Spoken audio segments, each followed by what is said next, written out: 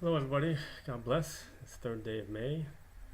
Hope everybody's doing well, wherever you may be, and you're happy and safe and growing in God's light.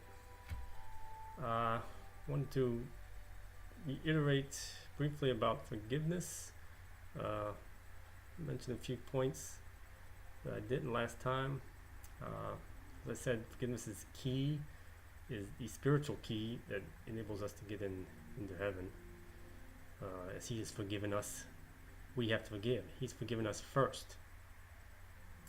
And again, as He said in the Old Testament, I will make a new covenant with my people, and I will remember their sins no more. Right there, He's telling us, boom, I've forgotten them. I forget them before they even happen. And He did. And then He sent Jesus later on, basically take away all that residue and wipe the slate clean and show us how to keep it clean and continue to keep it clean. Now, that pre-forgiveness is an important thing to keep in mind, because when we do not forgive, it's like us sitting side by side with God, and He's forgiven something. He says, okay, God, that's wonderful. Thank you for your forgiveness, but I'm not going to forgive. I just can't forgive. Right there, you're putting yourself above God. And you're not forgiving yourself or others when God Himself has done so. You're placing Him above Him, which is idolatry. So hanging on to that anger or whatever and not forgiving, you're making it an idol. And that's idolatry. So think of that when you're refusing to forgive somebody. And I know it's hard. Trust me, everything I've talked about on my blog or on a video that everybody's gone through, I get it. Been there, done it. Unable to forgive, been there, done it. Angry, guilty, hateful, hurtful, been there, done it. Feeling helpless, hopeless, been there, done it. Feeling depressed, sad, grieving, burdened beyond belief, been there, done it. Depressed, suicidal, been there, done it.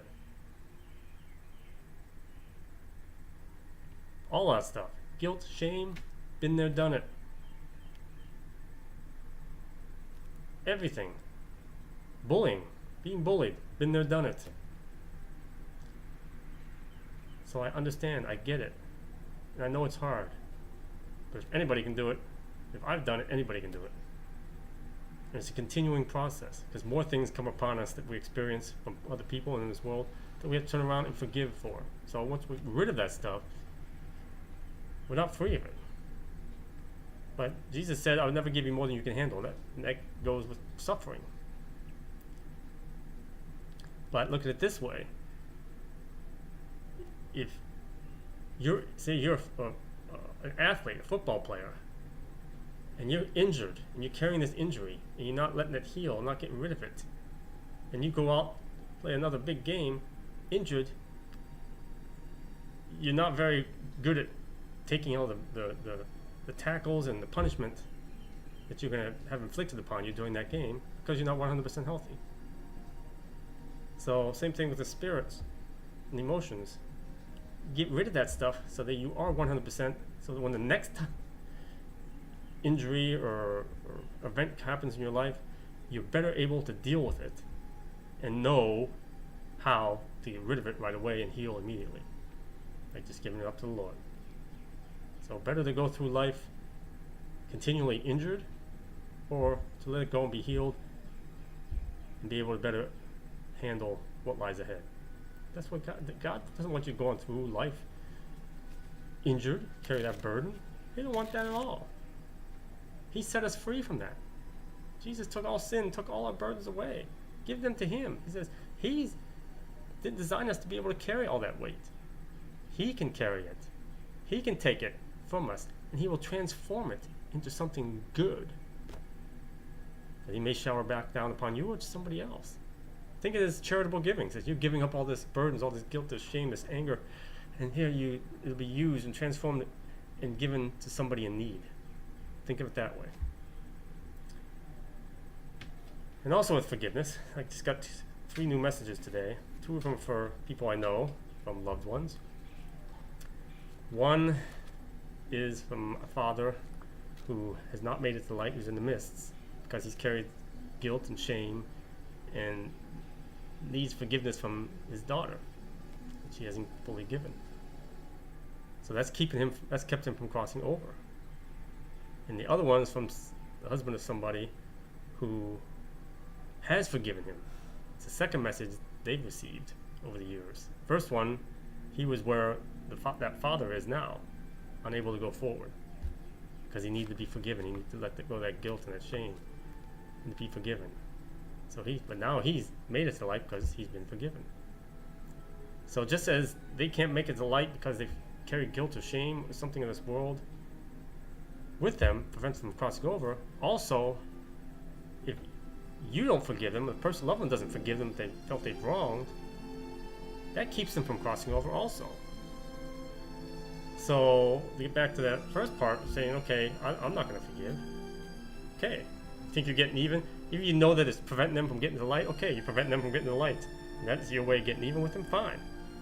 But you're cutting your own throat, because when your time comes up, which could be any millisecond, you won't cross over. You'll be stuck in your own trap, unable to cross over because you didn't forgive.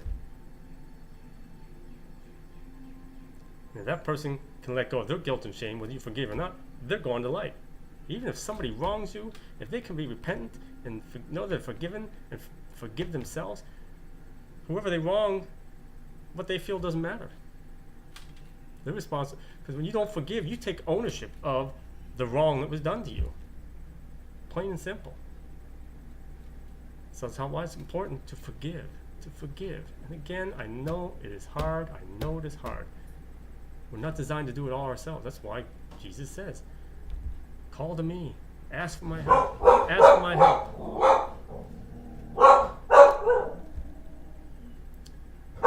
He will give it. Ask for his help and he will give it.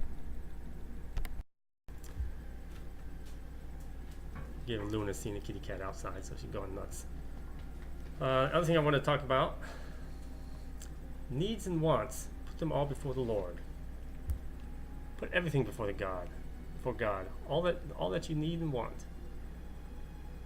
But expect to get what you need, not all that you want. Because God only promised to take care of all our needs. Everything that we need. He never said he's going to give us everything that we want. Sometimes he will give us what we want. If it's maybe as a reward, or maybe for believing in him so strongly, our faith being so strong, that he may do that. But generally speaking, he just takes care of our needs. Never promised our wants. One being does promise to give us all we want if we worship them and follow them. That's the devil. He's like the candy man. He's like the Pied Piper. He's like the little man, the man that offers little children candy and then takes them away and kills them or molests them. That's what the devil does. He entices you. He knows exactly the desires of your heart and what you want, and he's going to entice you. He's the fisherman. Just like God's fisherman to save souls, he's the fisherman to steal souls. And he's going to put the bait on that hook. It's going to entice you to take it in the mouth, and he's going to reel you right in. That's how it works. So be careful about what you want. And focus on what you need. And believe that God will take care of them. It's just, if you look at it this way, if you're a parent, you have 2 children, and they're born, they're exactly identical twins, and you raise one by giving them everything they wanted, everything they desired, told them everything they want to hear, showed them everything they wanted to see, let them do whatever they want. And the other one, you only gave them what they need, showed them what they need to see, told them what they need to hear, provided for their needs only. Which child do you think would turn out better? That's a no-brainer. So focus on your needs, not what you want. God will take care of your needs. And he has. He has mine. I gave up everything I owned, just about 95% of it. They were all wants. I didn't realize. I don't miss them. Don't miss a damn thing. I was walking by all this stuff, all this fancy art and furniture and doodads and stuff I never even really noticed, didn't use. Why? We spend our lives accumulating stuff. We all get old, we all get wrinkly, we all get achy, we all can't use the stuff we have, we all end up losing it or having to give it away because we can't take care of it anymore. So why bother wasting time accumulating all this stuff? Homes, bigger homes, property, more possessions, more money. I mean, if you're going to accumulate money, put it in savings, but when you need it. But also share some of it, helping others in need. Don't be obsessed with the things in this world, because first of all, nothing in this world belongs to you or anybody else. Everything belongs to God. It belongs to Him. Everything's made or created that man is created from things in the earth, which God made. God owns it all. We just borrow it. We're allowed to have it for a short period of time. And then He takes it back. Well, we have to give it back. You can't take it with you. You leave this world, you cannot take a single thing with you. Just the clothes on your back. And those, before you enter heaven, you have to relinquish. So it's useless, a waste of time to accumulate stuff. Use it to enjoy life, to do things you enjoy. Use it to help others, and use it to put away for a rainy day. Don't use it to accumulate. Look at these people, are the wealthiest people in the world. Like, they got more money than they need for 10 lifetimes. Yet they're still hungry for more. Why? Why? If they're saving it so that when they leave, that's more they can give to charity to people in need, okay, great. Worthy purpose. If not, they're just leaving it to people, to children or wives or husbands. That's a waste. It's a waste. Nothing goes with you. Nothing goes with you. It's just a waste of time and energy. Another thing I wanted to share is about opening up and learning. Okay, now when you're opening up to forgive and be forgiven and to help Him to heal you, you also got to open up your heart and your mind to grow in God's light, to learn. You know, you ask for discernment. I ask for discernment of His wisdom and knowledge. And I was doing the wrong thing. Initially, I was asking for discernment for wisdom and knowledge itself, just like Solomon did. God asked him, "What do you want?" He said, "I want wisdom and knowledge." And He granted him. He was wise, wiser than anybody else around. Yet even he realized later on that he was wrong. That's what Ecclesiastes is about. In the early messages said the answer lies in Ecclesiastes. Ecclesiastes, read it carefully. It's Solomon saying, I did this and this and this. What a waste of time. Was it chasing after the wind? Then I did this and this and this. What a waste of time. Was it chasing after the wind? All the stuff he did. It was like some of the things I just mentioned. Just waste of time. And he got distracted. And he ended up worshiping, paying homage to some foreign wives that he had. They're gods. So he got off track. And I realized that too. I said, hey, I asked the wrong question. Actually, my daughter told me. So you asked the wrong question. And I realized she was right. So I asked for discernment of His wisdom and knowledge, to see things from His perspective, understand things as He sees them and knows them. Not my imperfect human mind and perceptions and senses, but God's perfect mind and perceptions. You want to see things as He sees them perfectly, with 20/20 vision. Well, I asked to see things with a pair of glasses. I like to see things with brand new, perfect eyes. Then it was just like poof, breaking the sound barriers. Barriers were gone, and I really started to learn more and see deeper in these hidden messages in the Bible pages. So that's what you ask for: discernment of His wisdom and knowledge, discernment of His word and His truth, which not just His truth, it is the truth. It is the only truth. 99% of things that humans been told from those in the know, in the churches and so forth, are half-truths and lies. The true source of the truth is the truth, God. That's where you want to learn from. When you do that way, and you hear listening to me or read my blog or going to a church or watching or reading about somebody else or hearing somebody else speak, you will be able to know when they're lying, when they're full of crap. But don't learn from God. Why do you want to learn from someone who's imperfect is the primary source of learning when the perfect source of learning is available to you? It's just crazy. And it's free. You're paying for all the other things, unless watching this and reading my blog, which is free. But God is free. God is free. Everything of God is free. You should not have to pay for it. That's what Jesus got so irate about when he first went to the temple. People selling God, trinkets, heirlooms, and so forth. Pharisees charging people if they wanted to have a prayer position to God, have the answer back, and it cost you. No, no, no.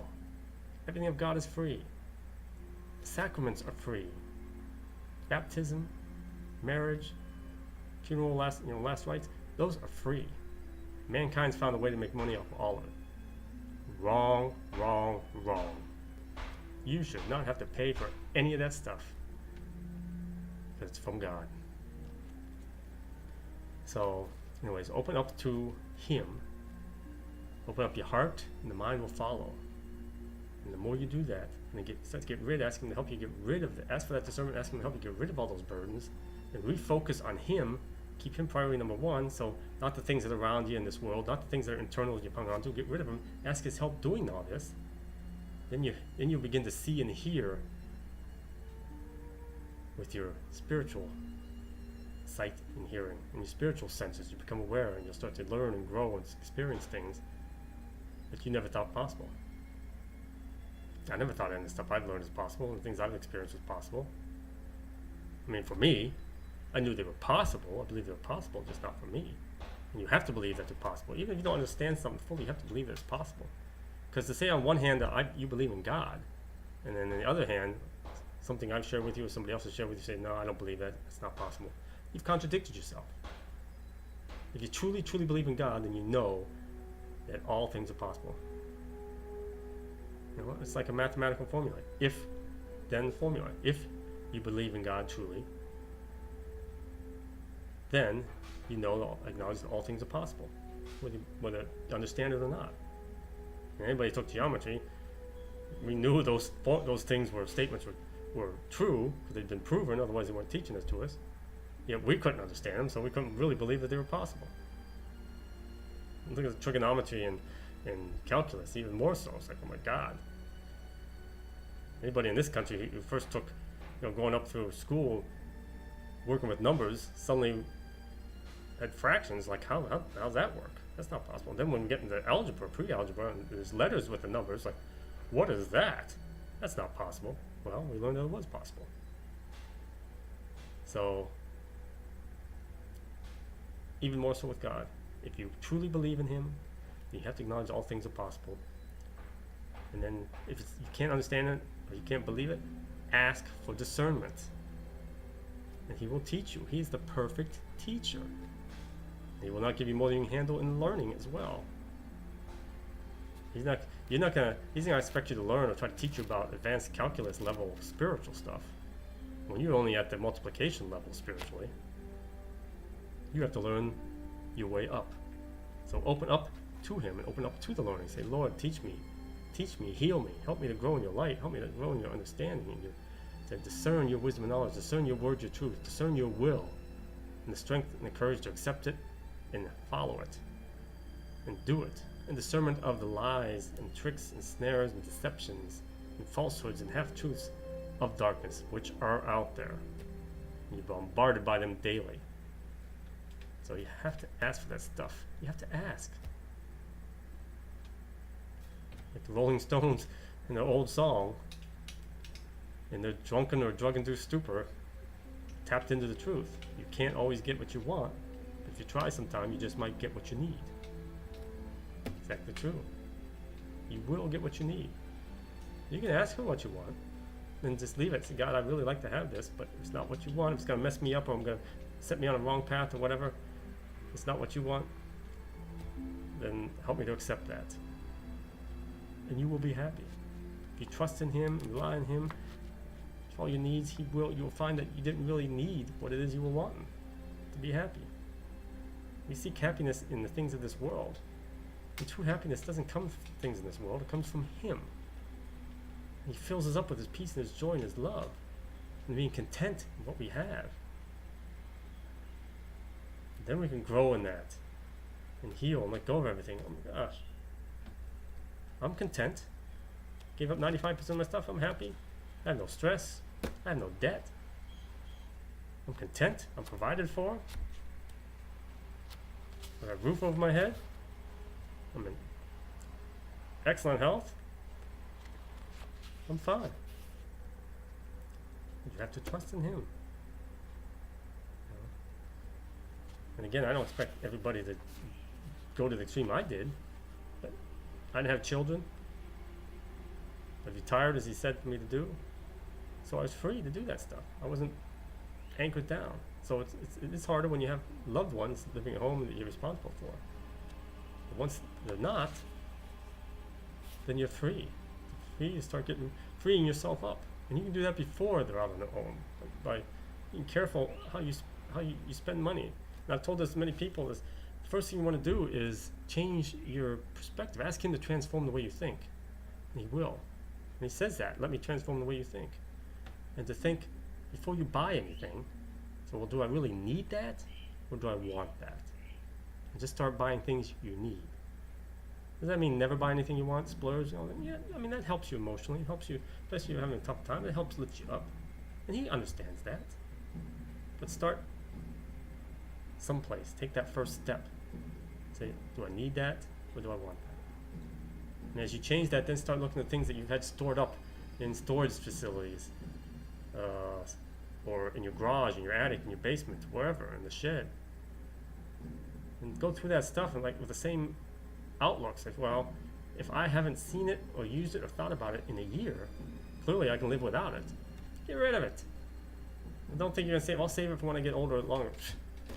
I save scrapbook stuff from 40-some years. I saved baseball cards for 40-some years. I hope that, hey, they'll be worth some money, or I'll do something with them later on. Time came, they weren't worth anything to anybody. Threw them out. It's a waste. It's a waste. If you haven't used it or thought about it in a year, get rid of it. You know, seasonal stuff like Christmas and stuff like that, okay. Family stuff you hang on to. But I'll tell you right now, even family stuff, with the Generation X and the millennials, the way they're brought up and the way the culture is nowadays, the latest and greatest, newest and bestest. That's what they want. Look at you. Look, prime example is iPhones. Newest one out. Oh, gotta have it, gotta have it. Update comes out, gotta have the updated one. Then another version comes out, gotta have that. So they don't want any of your stuff, any of your family stuff, any of that older stuff. They don't want it. Nobody wants it. When I try to sell my stuff, your stuff that's worth a lot of money, nobody wanted it. I ended up donating it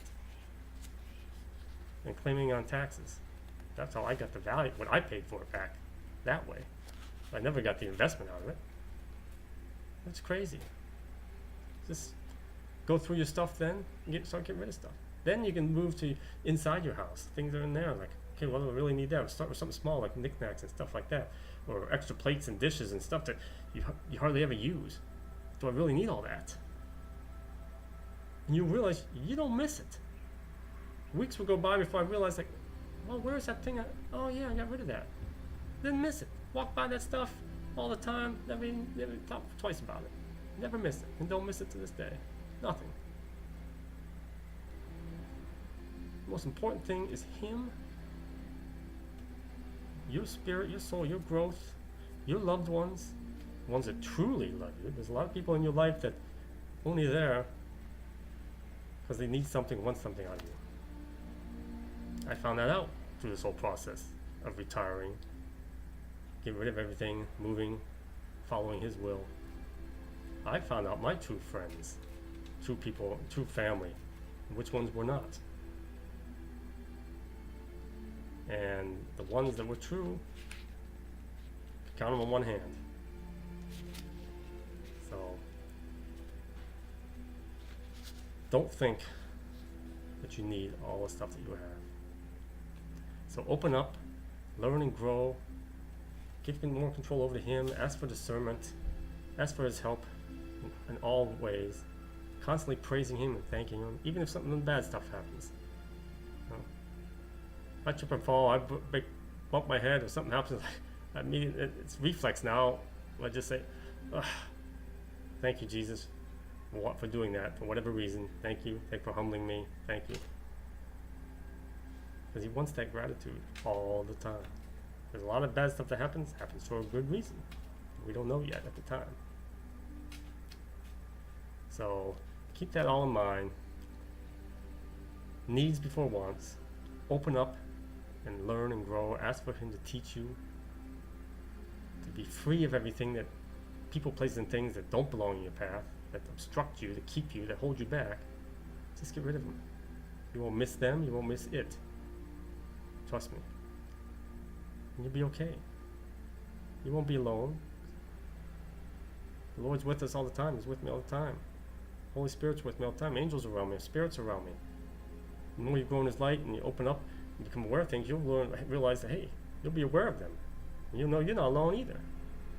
We all have a guardian angel, which I addressed in the last video with our children. But there's other ones also that are with us. And they're here to help us. They want to help us. Because they want us to get to the light. God wants us to get to the light. He wants us all home to the light. He don't want anybody going the other direction. But it's got to be choice. That's free will. It's got to be your choice. And you have to start somewhere. So wait no longer. Begin today. It's one tiny little step. How do you climb a mountain? Big mountain. It looks, oh my gosh. How do you climb it? Standing there looking at it? No. You take one step. Then you take another step. And another step. And another step.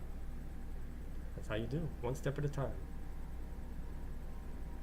As He said, if you have enough faith, you can move mountains. You can, one step at a time. You don't necessarily move them. He didn't say you can move them right away, but you can move them one step at a time. You can accomplish it. You can attain it one step at a time. Believe, believe, believe, and ask for His help. Enjoy your day, your evening, wherever you may be. Know that God loves you, wants you, forgives you, and you're worthy of His love. Go with the peace of Christ. In Jesus Christ's name. Amen.